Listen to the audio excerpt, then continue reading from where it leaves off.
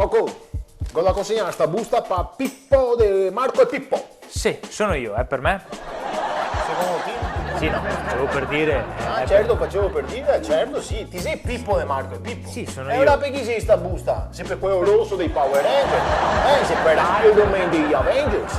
Sarà per Winnie, il cantante di Pooh, more date una calmata, sa lei Cocco. si calmi. Manco arroganza. Mi- Te come sei addosso? No, volevo More, magari- scavalco. Cosa? Scavalco sto muro di arroganza che ti ha messo tra me e ti vengo a e te vado. Ora ti dai una calmata. Mi guardarmi una Senti, calmata. amore, sto lavorando, mi cammi- vengono a mestre, passavo per caso, chi so, il passante è mestre. Cosa c'entra passare? Senti, amore, non sai che il canguro salta perché la sabbia scotta?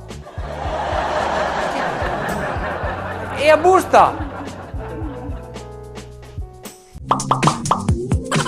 Bene, lei è qui per i colloqui. Sì. Allora vedo Massimo Massimiliano Babetto. Si è detto Maci perché tutti facciamo Maci perché Maci si è più corto. Sì. Però ti vedo un po' teso, Maci. Sono tanto emozionato. Orco, che ho parlato indietro. Guido, sono tanto emozionato. Scusa che ho parlato indietro, ma che razza è Monax. E guido anche a Mona il colloquio. Dove vado a casa? No, tranquillo, Maci, no, tranquillo, perché sei talmente agitato che...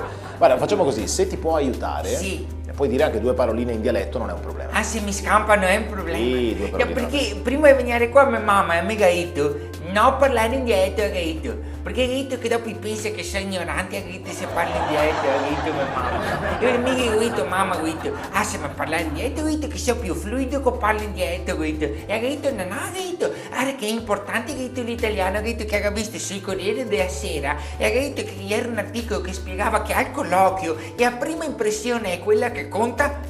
E a Gaito. No, e ha detto sul Corriere della Sera, ha detto che ha detto, ora è il Sta che uno bene.